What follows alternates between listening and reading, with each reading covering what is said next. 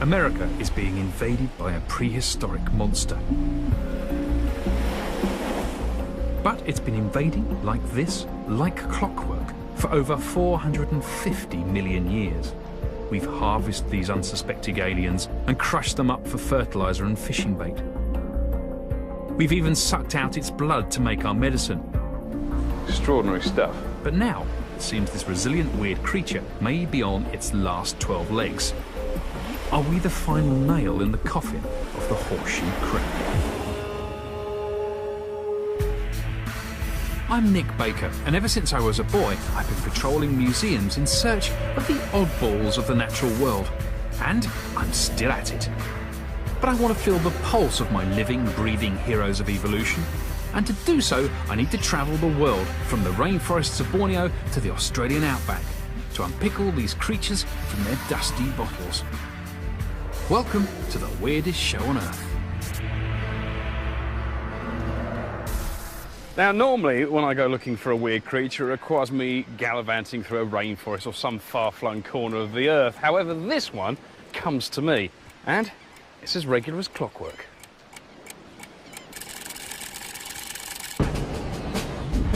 The creature I'm in search of spends most of its life at the bottom of the ocean. But when it does come ashore, it's like a D-Day epic, all guns blazing, in one of nature's oldest and weirdest spectacles. My journey starts here at the American Museum of Natural History in New York, one of the greatest collections in the world. But I'm not here for the usual suspects. I'm after the weird creatures that live in the cracks in between our knowledge of the natural world, the unsung heroes of evolution. So this programme is about these guys, horseshoe crabs. Now, they are a very, very ancient body design, and what I want to know is just how old are they? The man with the answers is Dr. Ward Wheeler. Well, the first fossil records of horseshoe crabs like this are from the mid-Silurian of 450 million years. Yep, that's right, he did just say 450 million years. Good grief. The horseshoe crab is unquestionably one of nature's great survivors. In its 450 million years of existence, it's withstood several major extinction events that have wiped out great swathes of life. Why did these manage to survive those 5 great extinction phases and the trilobites vanish? Have there any ideas on that? No, but I can tell you something about it. If I could answer that question for you, I'd be much more famous than I am. But there are many hypotheses that have been suggested. These guys lived in an environment and ate stuff and did things that didn't get radically changed at the end of the Paleozoic. Whereas things like trilobites, although they were tremendously diverse, as you pointed out, something happened that was very dramatic. There was a huge extinction event, maybe an impact, maybe some sort of volcanic activity, global change, something big happened. And so they lost, and these guys were able to keep going. But today we're in the middle of another great extinction, a man-made one, and the crab is faced with its biggest threat yet. Us.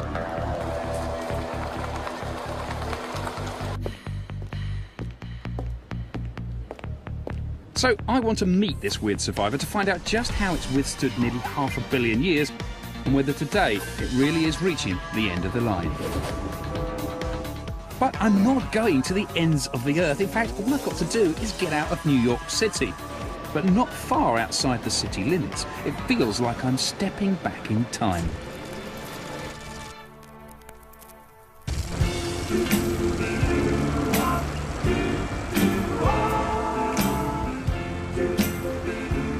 Why am I driving a 1950s Ford? Well, you don't really need to know that, other than the fact it's got something to do with the creative flair of our director. This isn't a jungle or a far-flung corner of the globe. This is the America that we're familiar with, Generica, if you will. It is kind of normal America.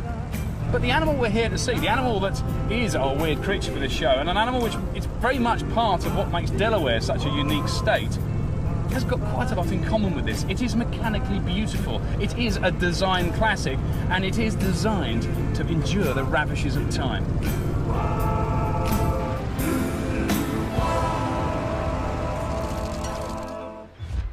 The horseshoe crab spends most of its life scuffling around in the mud at the bottom of the ocean. So how am I going to get my hands on one? Well, in Delaware Bay, a quirk of evolutionary history meets a quirk of coastal geography. Horseshoe crabs come ashore to spawn, and the largest number of them congregate right here. You'll see my hairy cockle. So this shoreline is the place to start looking. I've never seen a hairy cockle before. Now, this is something I've been doing again since I was a nipper. That's one of the conchs, one of the conches. What's great about it is the rules are the same wherever you are in the world. Now, we just happen to be in North America, and that's the Atlantic, but the stuff that comes out is what we're interested in. That's a mermaid's purse. That's what we used to call them as kids. And that there is the egg case of a skate. From a naturalist point of view, if you scour this, you can learn an awful lot about what's going on out there. And it seems I'm on the right track because there's plenty of evidence of ex-horseshoe crabs. If your crab's broken, if you lost a part, you're bound to find one here. I mean, you've got loads of bits. Look, we got the opistoma there of one crab. It's like a wrecking yard for these animals. There's bits of crab strewn as far as the eye can see, and it's just sad knowing that that there is the end of, I guess, 20 years of life. There's signs of life here too. This here, you think, oh, poor little thing, they hardly even got to adulthood and it succumbed. But this is the empty skin of a horseshoe crab that hopefully is still out there alive right now, growing up. Bear in mind here that horseshoe crabs aren't crabs at all. They're a totally unrelated group of marine arthropods. They're allied to, I guess, the spiders, the scorpions, all of the insects. They all have their skeleton on the outside, an exoskeleton made of a substance known as chitin. Now, you need to grow, and if your skeleton's on the outside, that poses a bit of a problem. So what they do is underneath their skin, they develop another skin. And at some point, they crawl out, they'll split their skin, they'll crawl out of it, expand a bit, their skin, or their new skin, will harden and form the brand new skeleton. And this here is the old skin that's been left behind. I've always been fascinated by this process because the details of the animal are all there. It's just a ghost of its former self. It's like a crusty, chitinous ghost. There have been crabs here, but if they only come ashore to spawn, how am I going to find a live one? Like most living things, horseshoe crabs have a body clock, but theirs is incredibly well tuned to the rhythms of the sun, the moon, and the tides. They maximise their chances of meeting and mating by coming together on these beaches on the highest of the spring tides. Now, these crabs might be underwater Rolexes, but my timekeeping's never been great.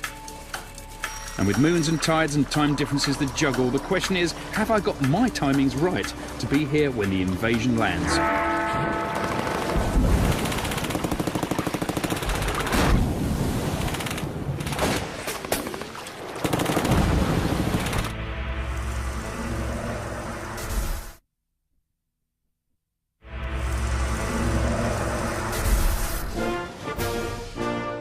I'm in America, not in a desert or a jungle, but just down the road from the Big Apple in Delaware Bay.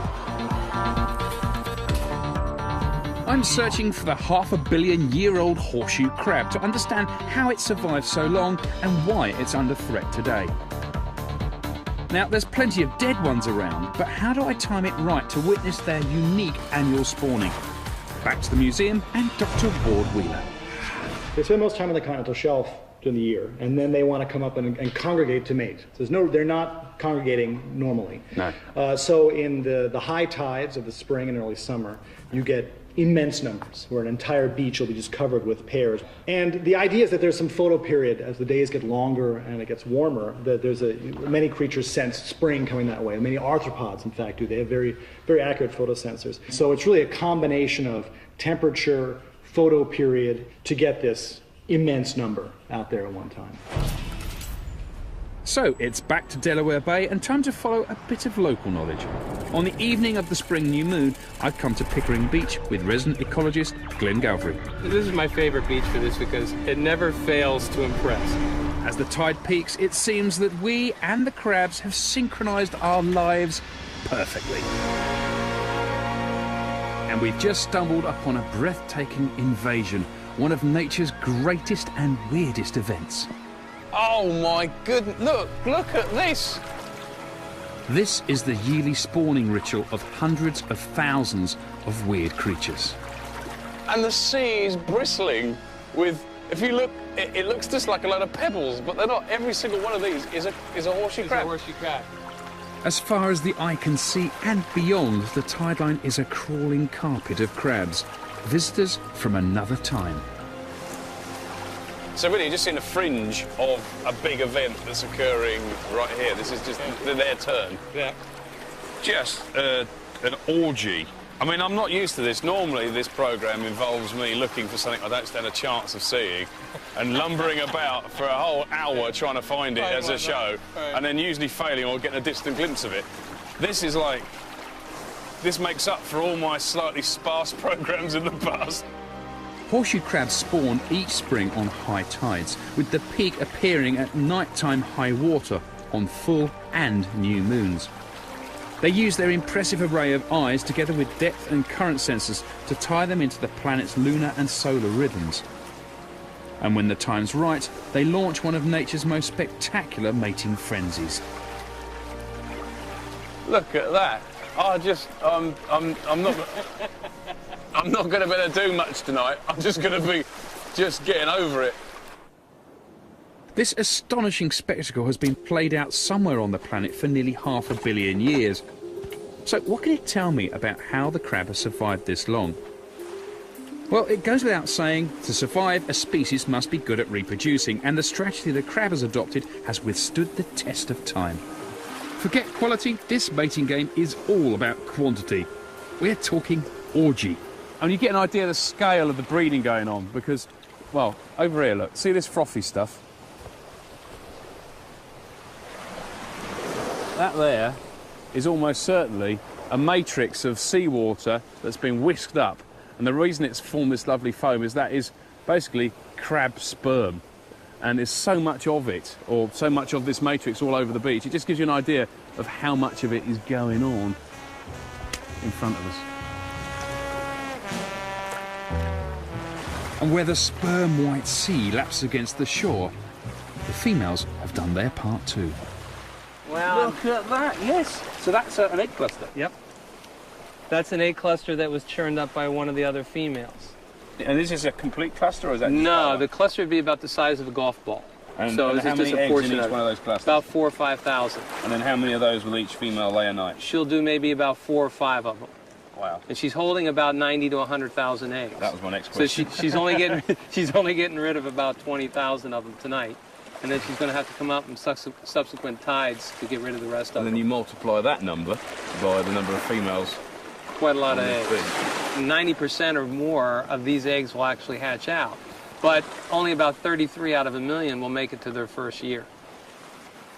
The odds involved are mind-blowing, but you only need a tiny percentage of successes for the species to carry on. Now, this certainly looks to be the case, but each year Glenn and his team carry out a survey to monitor changes in this population. How do you start surveying this sort of a thing? Every 20 meters, they're going to drop down that 1 meter square, and they're going to count what they see in that 1 meter square. Keep in mind that the female really doesn't dig very well, so she likes to have the water circulating around her to get down. So as the tide starts to go out, she's pretty much going to call it quits for the evening. Female horseshoe crabs are larger than the males. They dig down into the sand on the tide line to lay their eggs. The males are smaller and have front claws that look a little bit like boxing gloves. They use these to grab onto the female shell, the best position for fertilization. Single males surround the paired couples and release their sperm, which can still fertilize some of the eggs. The result is a multi-crab pile-up at the water's edge, and that means to count them, I'm going to need to get knee-deep in them. So, you're going to guide me and make... No, I don't want to tread on anything. How do you do it? You kind of wiggle your foot in. Right, okay. There you go. I guess that's... Spread your legs. Get your grip just like Oh, I'm counting males first? Yeah. Okay. They're easy. They're small So, ones. okay, 1, 2, 3, 4. Caught it on the edge of a crab. 7, 8, 9. Another one down here somewhere. Yeah. Feel in underneath where the males are, and you can put Okay, I think that's 18 males. That's 21, eh? So there's 18 and 3, because we want to keep track of the number of males and the number of females. Okay. The crabs here appear to be doing pretty well, but elsewhere on this same coast, scientists have recorded an alarming drop in numbers. It seems likely that this is connected to human activity. No surprise, given our proximity to several of the world's major cities. What is weird about these animals, forget all the weird things about them as individual creatures, all their wonderful behaviours, their longevity as a species, their other special tricks we haven't got into yet, is that this isn't some far-flung remote corner of the globe that only privileged wildlife presenters can get to see. This is only a stone's throw away from Washington DC and the White House. You know, you can pop down here in an hour and see this. Anybody can see this. This is a seminal moment for me. I will never forget the moment I walked onto this beach tonight. It will be with me for the rest of my life, because there's nowhere else that this happens. This is unique to Delaware Bay, unique to this part of America. It's just absolutely flipping awesome. Awesome in the truest sense of the word. It is awesome.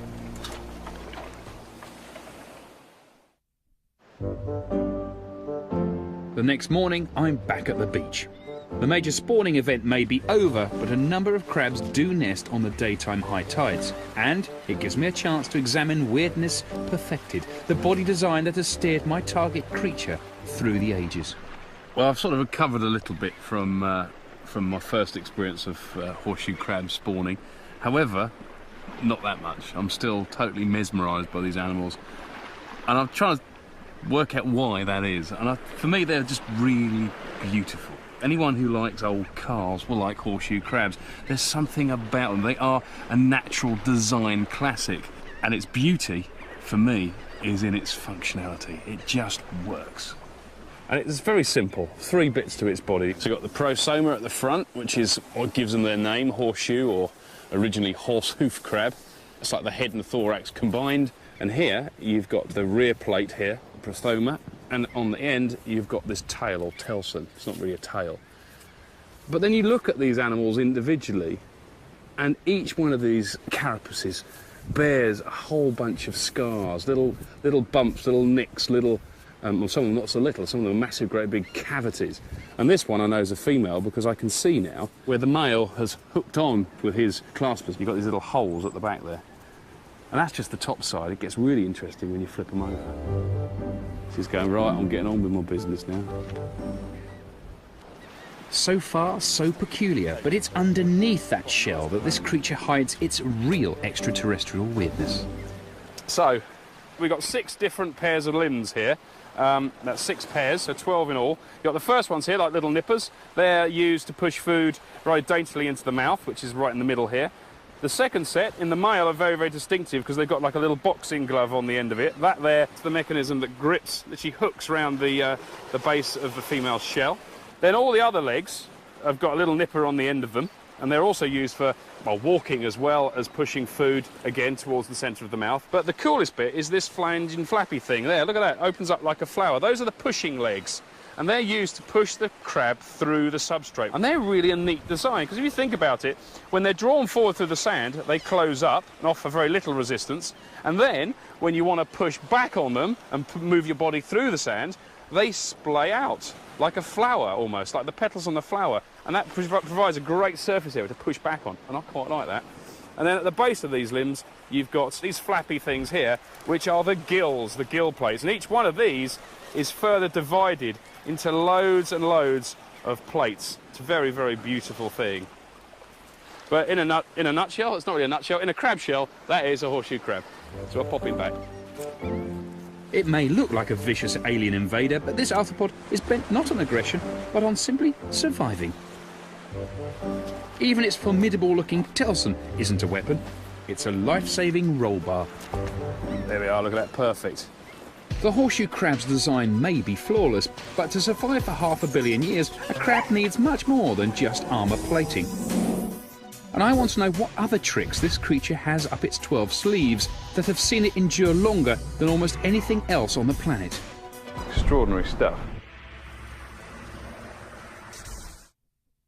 You believe this? 200 dirty jobs and I'm still not done. Look at me, washing windows, hauling toilets. I don't even know what that is. More new episodes of Dirty Jobs this January. It's all new on Discovery. Who knew you could milk a camel?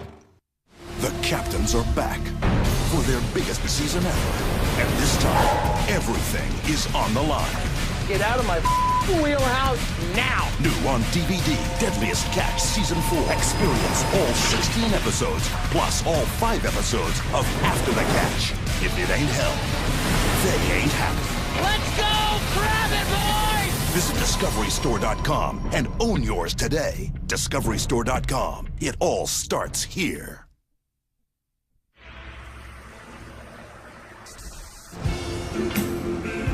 I'm on the east coast of the USA, witnessing one of the weirdest behaviours of one of the world's weirdest sea creatures, the annual spawning of the horseshoe crab. Oh my goodness, look at this! I want to know how this species has survived unchanged for nearly 500 million years, and why today its fabulous longevity is in jeopardy. I'm hoping this event may provide some clues to both questions.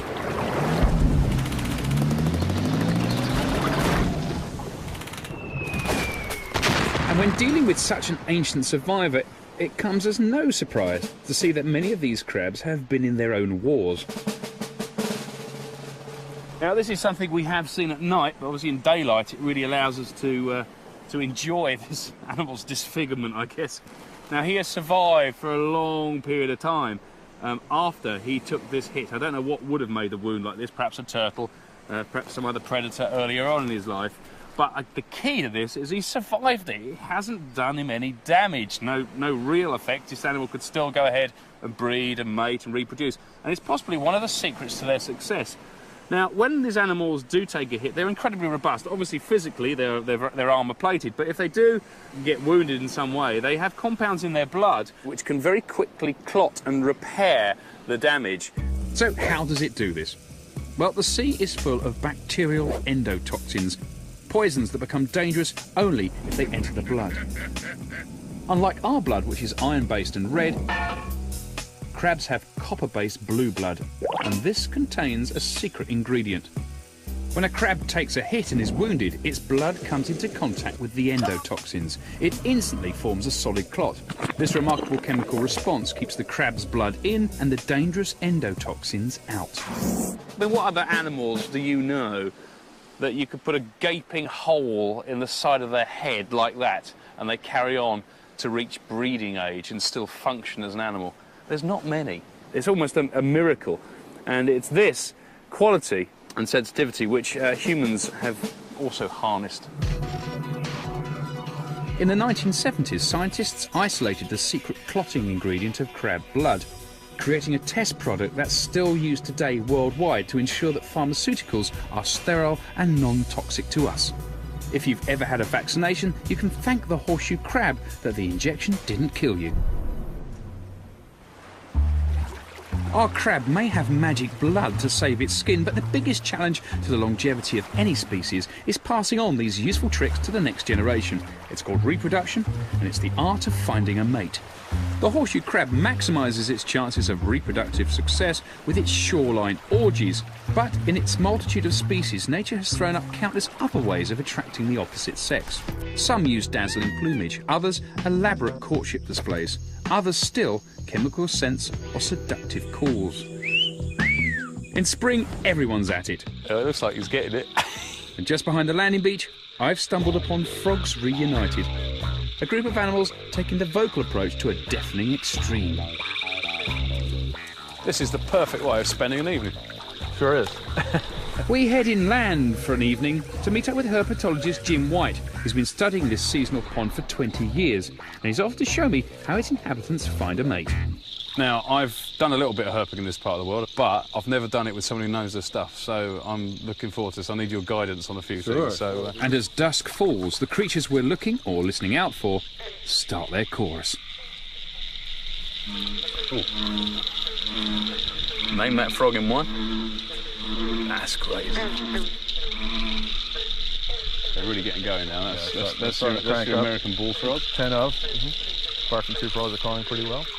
As the darkness deepens, the amphibian wall of sound grows to epic proportions. The noise is, well, definitely going to be over an exaggeration, but it is full on. It's really jamming the ears. And one of the main culprits is the Pavarotti-sized barking tree frog. It does look for all the world like a balloon, a semi-inflated balloon on the surface of the pond there. Oh, look at that. It is. It's like a balloon with eyes. So this is your favourite frog? Yes, it is. Look at that. Barking tree frog, Hyla gradiosa. That is a beauty. And he's inflated because he's been calling. They inflate their body, Yeah. and then they inflate their buccal cavity, the throat pouch, and then they just call through that. So the whole body of the frog becomes dedicated to a love song. Yep, and it takes a lot of energy. It's the most energetic thing a frog can do. And they estimate that an individual frog can only call 2 to 3 nights a year, and then he moves off. If he didn't mate, too bad, he's out of energy. That's brilliant.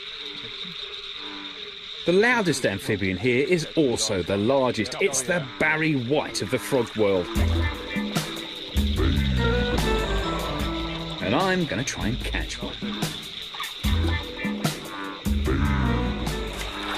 Got him.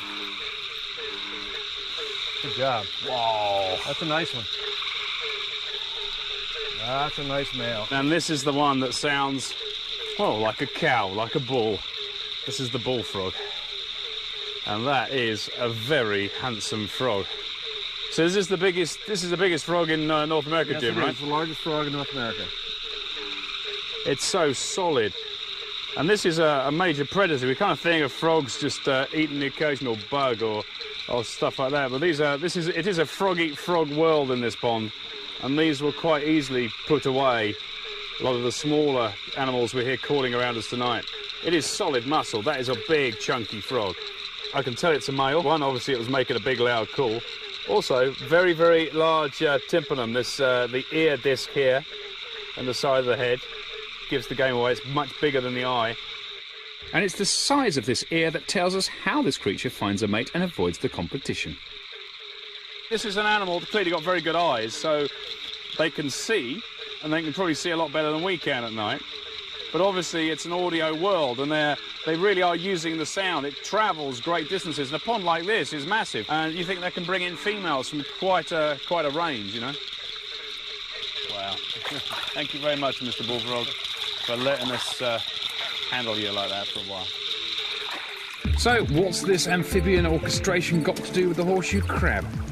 Well, on one hand, nothing, because crabs don't croak. But on the other hand, everything, because finding a mate is the very essence of species survival. And for millions of years, crabs have done this rather effectively, but in a totally different way. For the horseshoe crab, beauty is in the eye of the beholder. So this is a pretty impressive facility, this. At Woods Hole Marine Biological Laboratory, Dr. Robert Barlow is currently spearheading 80 years of Nobel Prize-winning research into the crab's visual system.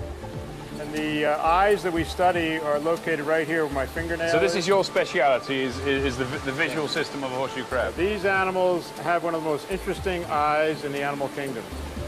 As if that's not enough, the crab's got plenty more eyes to keep you busy. And those are another pair of eyes. Now, if you were to turn the animal over, that's another pair of eyes. No. So now we have 6 eyes. And if I were to hold the animal by its tail, I'm holding on to another eye. One of Dr. Barlow's discoveries is that the crab's main eyes work as well in the dark of the night as they do in daylight. So basically it compensates for that change in ambient light. It does. And when we realized how sensitive the eyes were at night, and we also realized they mostly mate at night, I thought maybe these two are connected. Maybe they're using their eyes to find mates. Many other arthropods use a chemical scent to attract mates. To rule out this possibility, Dr. Barlow built a concrete crab.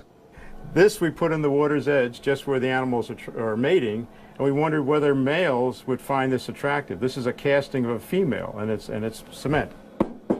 Yeah. It won't float. And remarkably, the male animals try to mate with it. They will clasp onto this female casting and stay on this casting until the tide goes out. And they release sperm on this. They try to actually fertilize eggs, which of course not being released from this, Wow. this female casting. So when we did that experiment, we realize immediately that they use their eyes to find mates. The next step is to work out exactly how they do this. And for that, Dr. Barlow developed RoboCrab. So this camera sees what the eye is seeing when the animal's underwater. We record the output of the camera with a recorder above the water, and so we now can see what the crab sees. Footage from RoboCrab experiments reveal that male crabs not only see dark objects, but are actually further attracted to those that are the same size, shape, and move like a horseshoe crab, which means our lonely males can see the females and close in on a potential mate. So the bottom line is this is a very sophisticated eye, because it responds greatest if another horseshoe crab is moving by this animal. And so its eye is like a crab detector. A half-a-billion-year-old crab detector of that. That's incredible. That really surprised us. It's conclusive proof that the driving force behind millions of years of successful crab couplings isn't smell, sound, or even social status. For the horseshoe crab, it's love at first sight.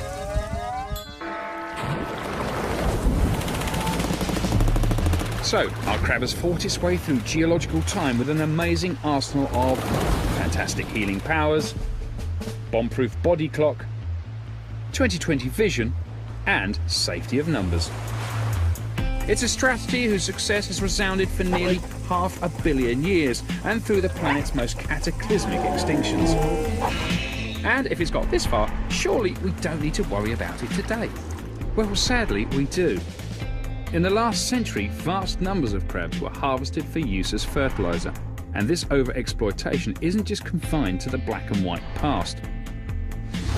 Up to the 1990s, fishermen took an estimated 800,000 crabs a year from the Delaware Bay area. But horseshoe crabs aren't often a speciality on Michelin menus. In fact, they can even be poisonous to humans. Sure, this has got something on it. So what use are they to the local fishermen? I'm going out to sea to see.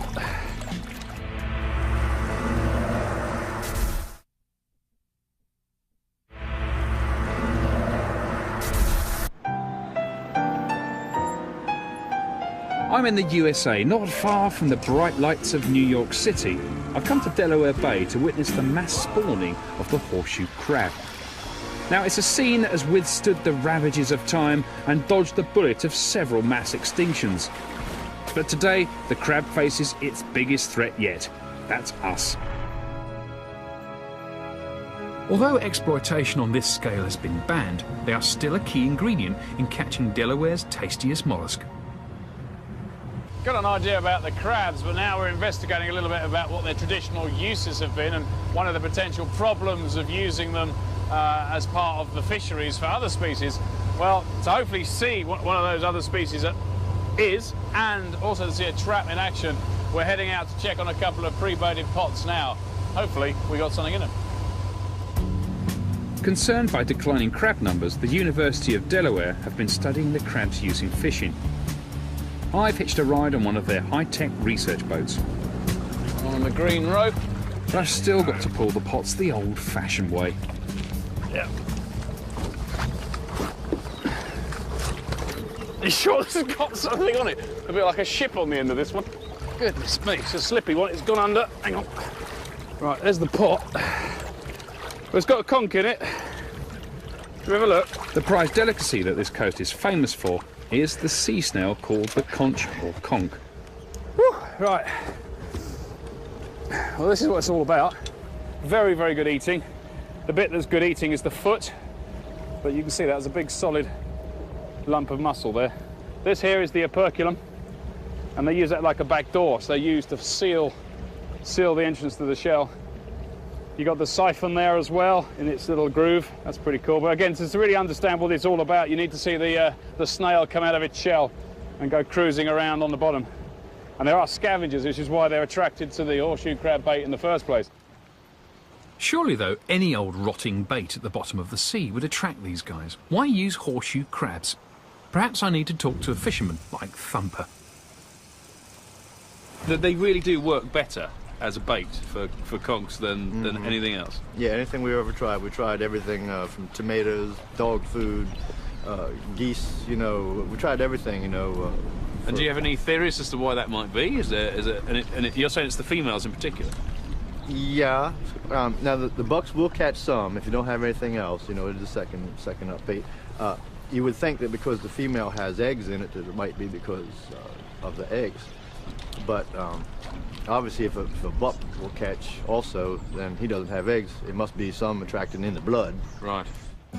Conservation efforts to protect these dwindling numbers of crabs have hit Thumper hard. First, it was subtle, like they say, okay, not 7 days a week, 6 days a week, take off Sunday, you know, and then they'll take 24 hours a day to just daylight hours.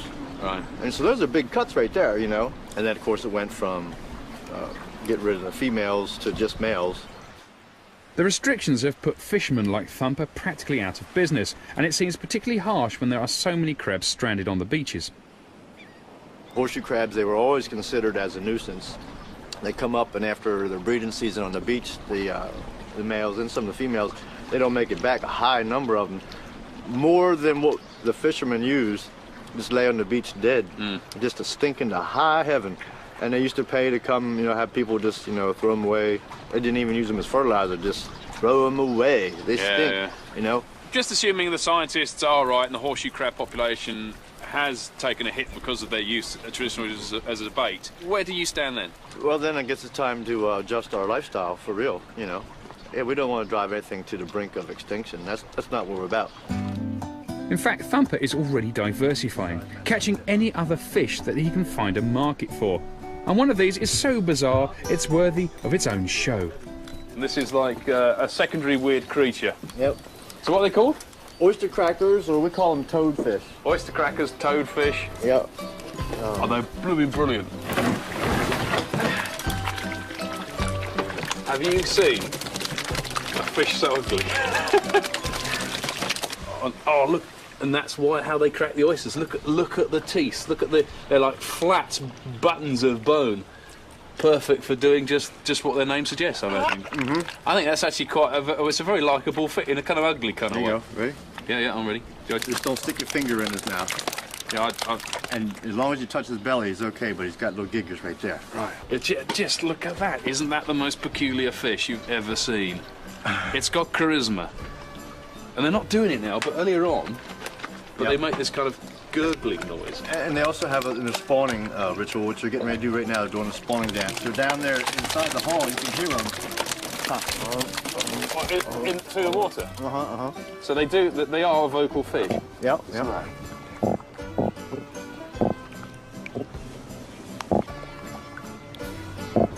Now, it may be weird, but the oyster cracker market isn't going to support a fleet of conch fishermen.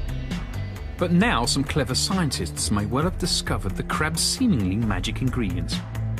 After millions of years, the future of the horseshoe crab, and in fact the whole ecology of the East Coast, may well rest in their hands.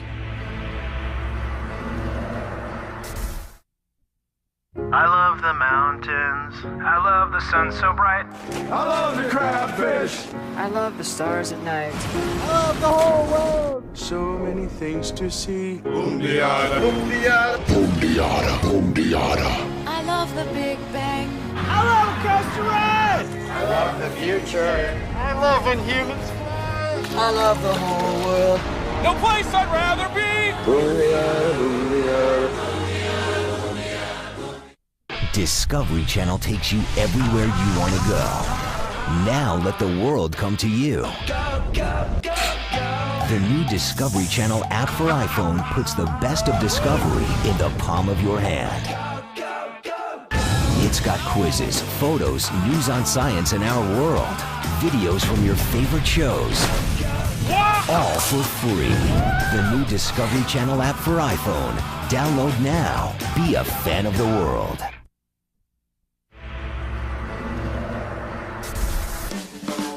Perhaps it's not surprising that a horseshoe crab, an animal with such weird biology, contains a mysterious compound that makes it irresistible as a fisherman's bait. And it's this that at the University of Delaware, researcher Julie Anderson is trying to isolate. This is like an ancient animal and its plight meets the high-tech research facility effectively? Yes. Julie is attempting to extract the active ingredient from horseshoe crabs. Horseshoe crab. What is in there that they like so much? That is exactly what we're trying to figure out this summer. We purify it down, remove any extra tissue, any extra solution that we can, and then send it up to DuPont for them to analyze it. And they haven't so far worked out what the magic is? We have not. Her ultimate aim is to artificially recreate this compound and use it in a recipe for crab-flavoured conch bait that's totally crab-free. That's a horseshoe crab jelly? It is. Nice. Don't serve that with ice cream. Do you think it's going to make a real difference? Do you think it has the potential to make a difference to the future of the horseshoe crab? We hope so. In the 90s, they did see just millions of horseshoe crabs being taken for the fishery. The mass spawnings are significantly smaller than they were even 10 years ago. Yeah. Several 100,000 at least are taken every year. That's several 100,000 that would be left in the oceans. Yeah. Bizarre to be looking at this little blob of jelly that you've just whizzed up there. Could be the saviour of horseshoe crabs and the ecology of Delaware Bay or the Atlantic coast of America. You know, that's a pretty big deal. It's not all crab pie in the sky, though. Even a waterman as down-to-earth as Thumper seems to be on board with this high-tech jelly. Actually, I've had the privilege of trying to use some of the bait from the University of Delaware. Had come up with some and encouraged me to try to use some and try it out. So we used it on some pots, and we did like every other one, you know, with my style bait and then their style bait, and they had several different kinds. And it did work. It seemed to work all right. Fishermen and scientists working together have the potential to remove a major threat to the future of the horseshoe crab and its dependents. And that doesn't just mean us. The whole ecology of this coast is reliant on the horseshoe crab's annual deposit of eggs. There's even one fascinating creature that bases its migration of thousands of kilometres on the certainty that there will be a fresh-laid dinner waiting for it. Each spring, from all corners of the planet they come. Rarely venturing into the open without their binoculars, they are one of our least understood species. They are birders, descending with unerring timing upon Delaware Bay. And the birders are here to witness another migration. Vast numbers of shorebirds stopping to refuel en route to their Arctic breeding grounds. And I've joined them to understand just how vital the crabs are to the wider ecology of this coastline. So we're sitting here, getting eaten alive by sandflies and mosquitoes with the Delaware Shorebird Project. We're involved in accumulating some of the numbers, some of the facts and figures. You ready, are you? We're going to catch. You're going to catch? It's all happening a lot quicker than we thought. And when these guys catch birds, they don't wait for wildlife presenters to finish talking. 3, 2, 1, fire. Whoa. They unleash a barrage of high explosives. And then they run.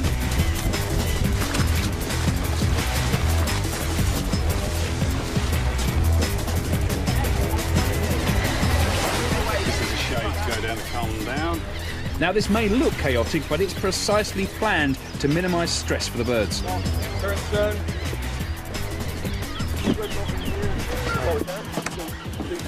Well, that's the birds box. They're de-rigging the net and the rest of the cannon kit, and we're going to now process the birds, which is the detailed bit.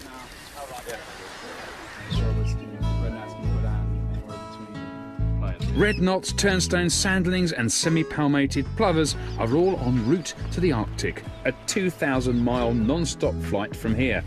They need to double their body weight in order to make this trip, and for that they're almost entirely dependent on our horseshoe crab eggs, with each bird eating over 8,000 eggs every day of their stay. I say this over and over and over again in this programme, but you can learn so much by looking at animal droppings and animal dung. Let's just come out the rear end of a turnstone and look at it. Look, if you look closely, you'll recognise those. Those are those little green, well, they were spheres, of course, they've been crushed up by the digestive system of the bird. Those are horseshoe crab eggs. It just gives you an idea of just how important they are to these birds when what comes out the rear end is recognisable as the eggs. The margins of survival for birds like the red knot are so slight that even minor fluctuations in their food source could prove to be disastrous. Populations of these birds have recently plummeted, pushing them in danger of extinction within 10 years. So yeah, these birds are using these estuaries and stuff as motorway service stations en route up through their migration. And they're absolutely critical. If they get to here and find no food, they can't get up to the Arctic and breed. So they're absolutely reliant on these sites being here. So what we're really trying to understand is how the horseshoe crabs make that whole system work. All we're doing is just... The importance of the horseshoe crab to these birds is just the tip of the iceberg. Anything that's been around for 500 million years must be an integral part of an ecosystem. And if you take it away, it will surely bring something crashing down with it. Well, our journey ends where it started, here on the breeding beach. And unfortunately for all the crabs we see around us, this sort of wrecking yard, the aftermath of the breeding orgy, it's the end of their journey as well. Their cycle is completed. However, before we get too melancholy, just remember, I'm sitting on wet sand, and 10 to 15 centimetres below where I'm sitting are billions of green eggs. And in a few weeks' time, they will hatch, and their cycle will start again out there in the bay. If the entire history of the Earth were compressed into 24 hours, humans would have been around for 1 second. But the crab and its spawning events would have been here for an incredible 2.5 hours. And we as a species must ensure they continue to do so. So they've survived 5 of the Earth's great extinction phases so far. The biggest challenge for them, and for us, is the 6th one. We're generating that 6th extinction phase. If they can get through, it'd be nice to think they're going to be around for another 500 million years.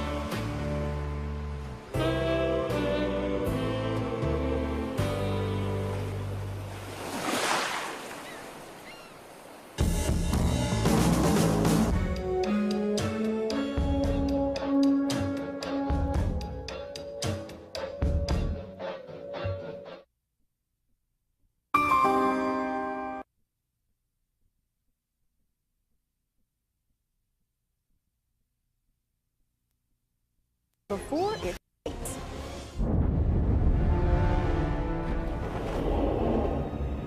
Voldemort has chosen Draco Malfoy for a mission.